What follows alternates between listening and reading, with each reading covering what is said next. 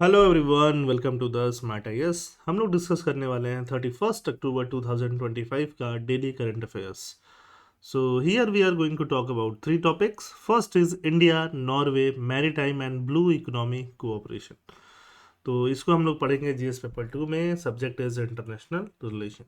Second is 25 years of international space station.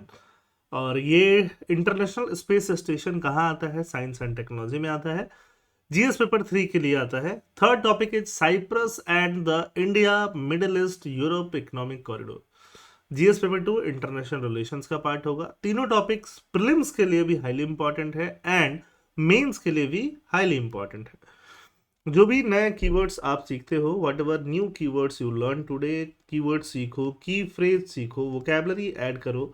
उनके लिए अलग से आप क्या बना लो, एक नोटबुक बना लो। नोटबुक में बस उसी को आप लिखते जाओ।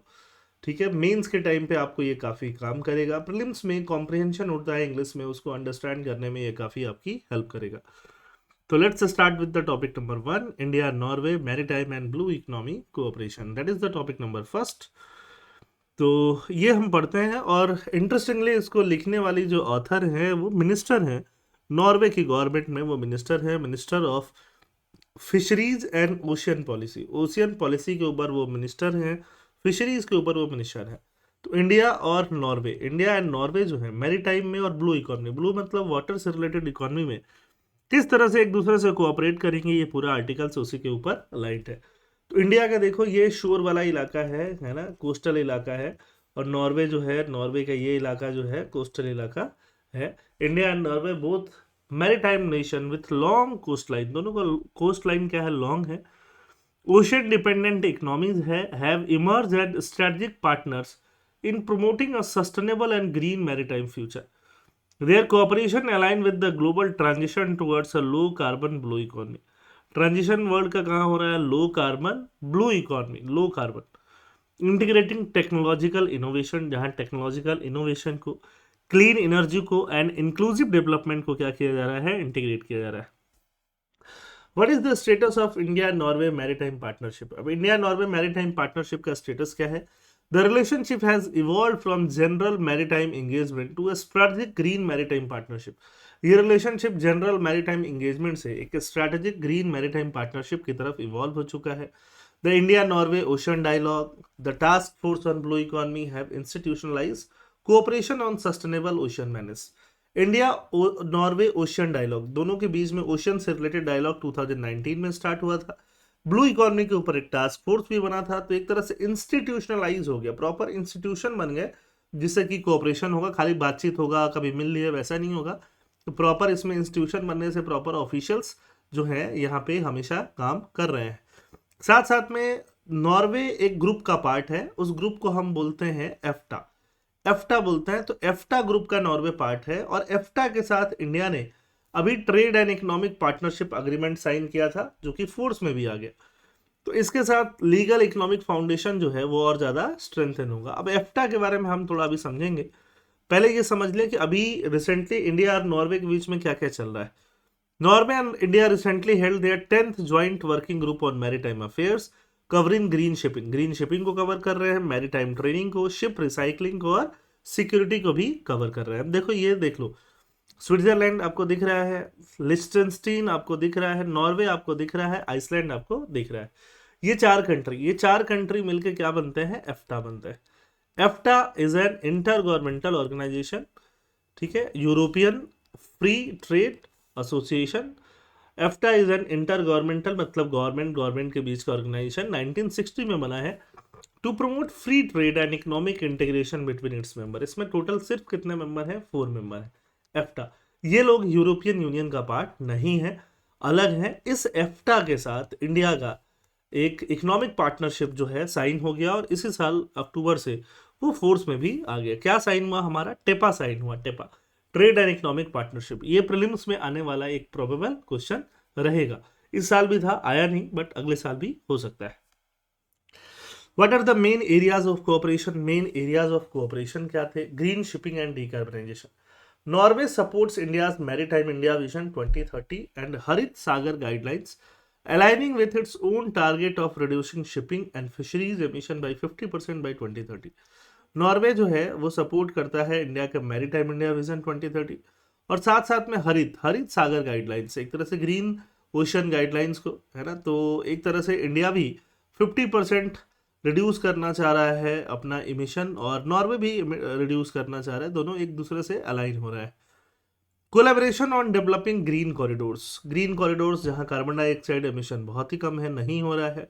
Promoting ammonia and hydrogen based fuel and low emission vessel design, vessel का डिजाइन क्या है, लो एमिशन। देखो ये की theme for maritime India vision 2030 क्या है, develop best in class port infrastructure, derive E2E logistic efficiency and cost competitiveness, enhance logistic efficiency, strengthen policy and institutional framework, become top safeguarding seafaring nations with world-class education, research, training, lead with world in safe sustainable green maritime sector. ये India के vision में आता है ना। Directly ministry of ports, shipping and waterways ने ये सारे visions को निकाला है। मेंस में आंसर लिखने में काम आएंगे आपको, बस अभी इनको रटने की जरूरत नहीं है, एक एक बार पढ़ के रख सकते हो। तो वो इंडिया के जो विजन है और नॉर्वे के विजन है वो काफ़ी हद तक अलाइंड है।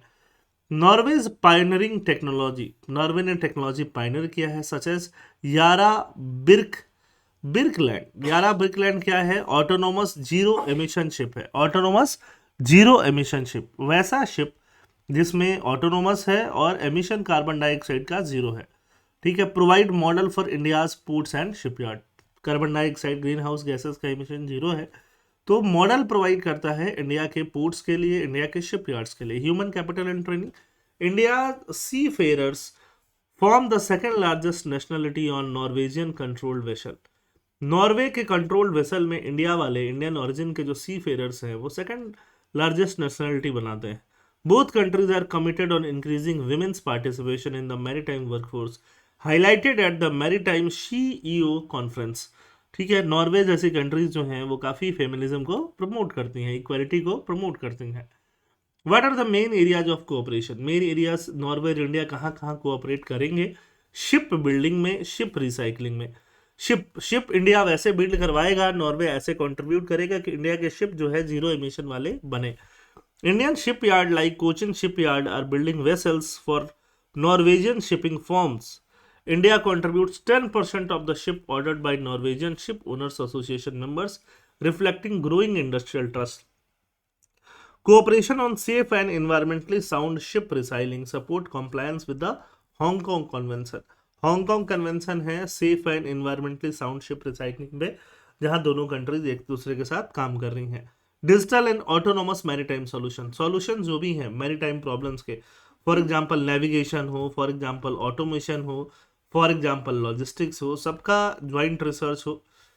Potential synergy with India Sagarmala and port digitalisation project, Sagarmala के साथ पोर्ट डिजिटलाइजेशन प्रोजेक्ट के साथ क्या हो, सिनर्जीज हो। Why is this partnership significant, ये पार्टनरशिप सिग्निफिकेंट क्यों है, इन्वायरमेंटल लीडरशिप की वजह से। It promotes the global transition towards low carbon maritime transport, crucial for achieving the IMO's net zero framework.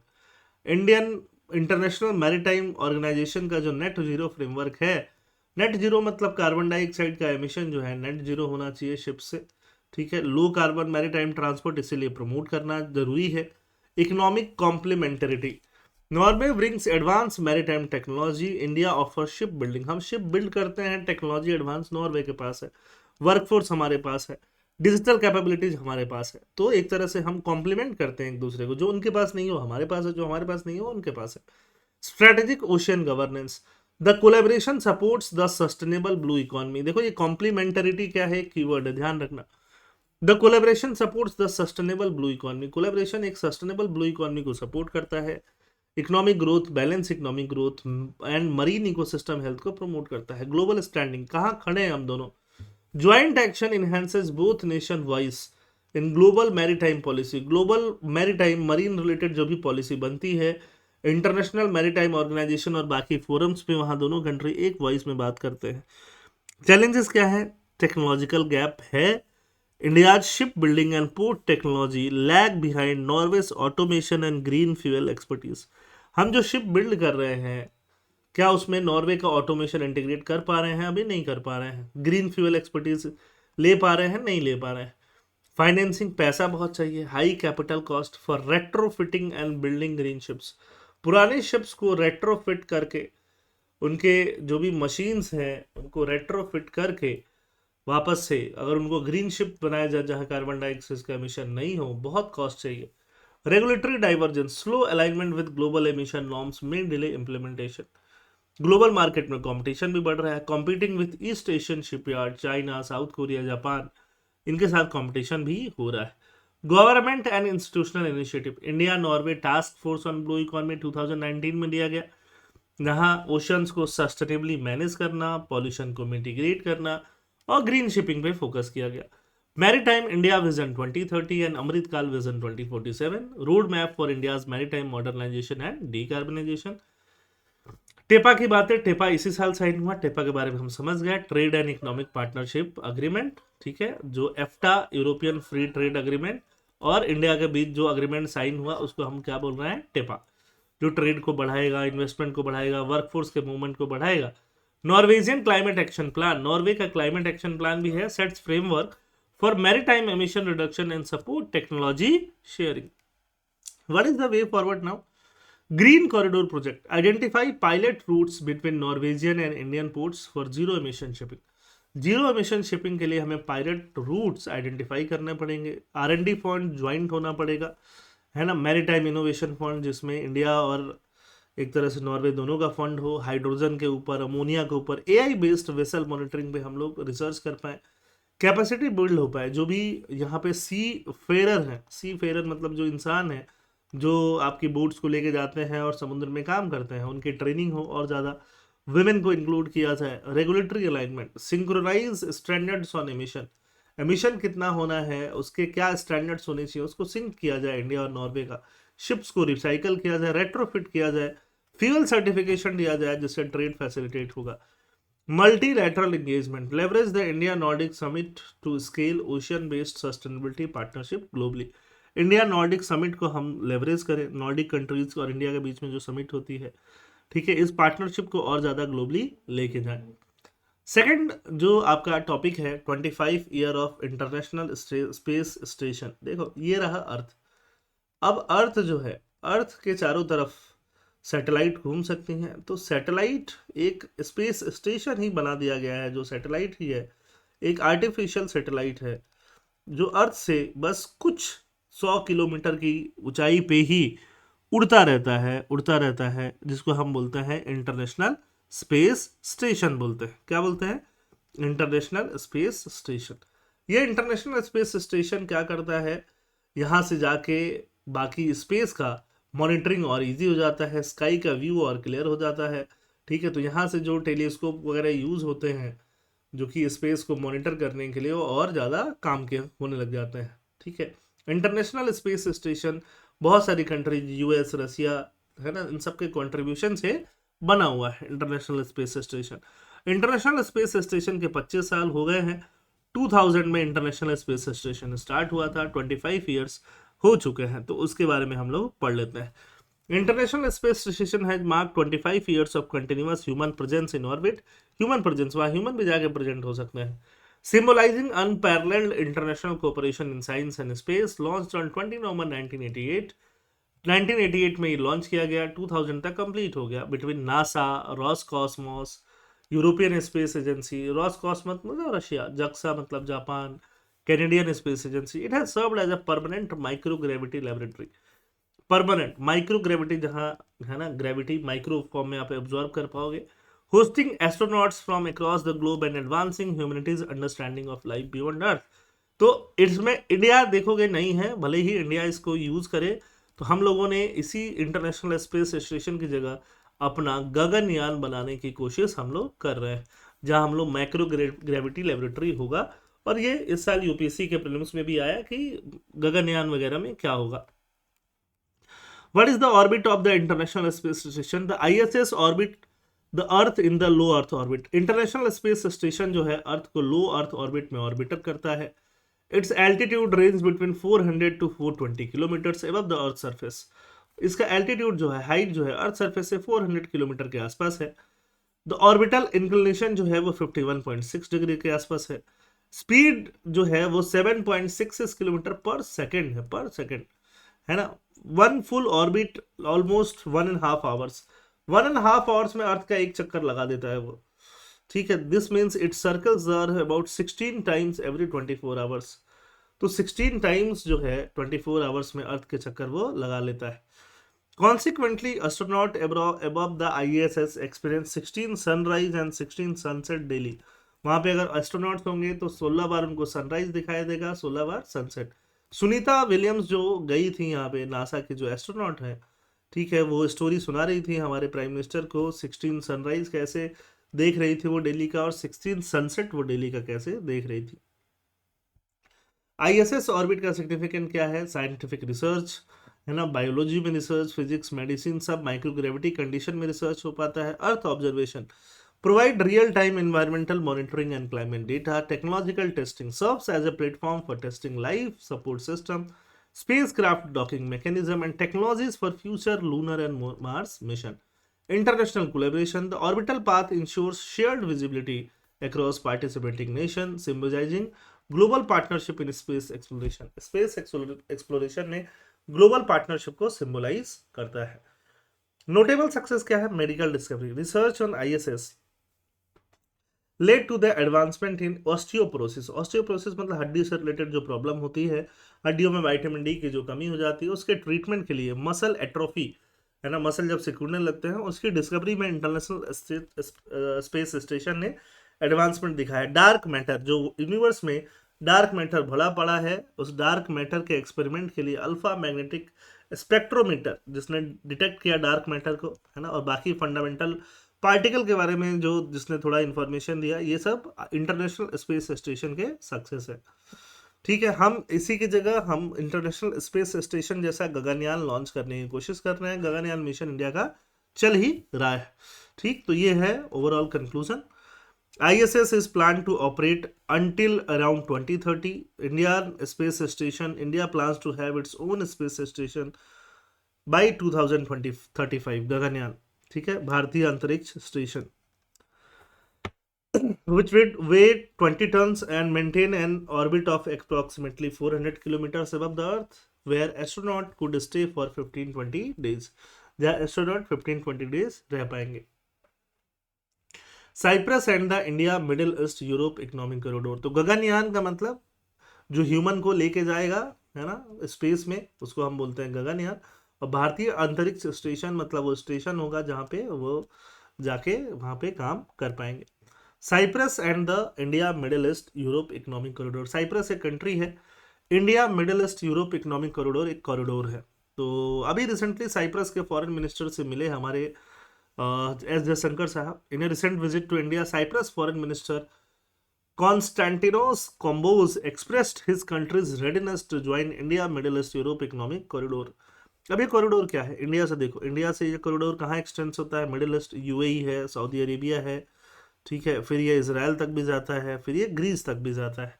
तो ये पूरा पूरा कॉरिडोर है, ठीक है, जो इंडिया को कनेक्ट करता है यूरोप से, यूएई, सऊदी अरेबिया, मेडिटेरेनियन सी के वाया।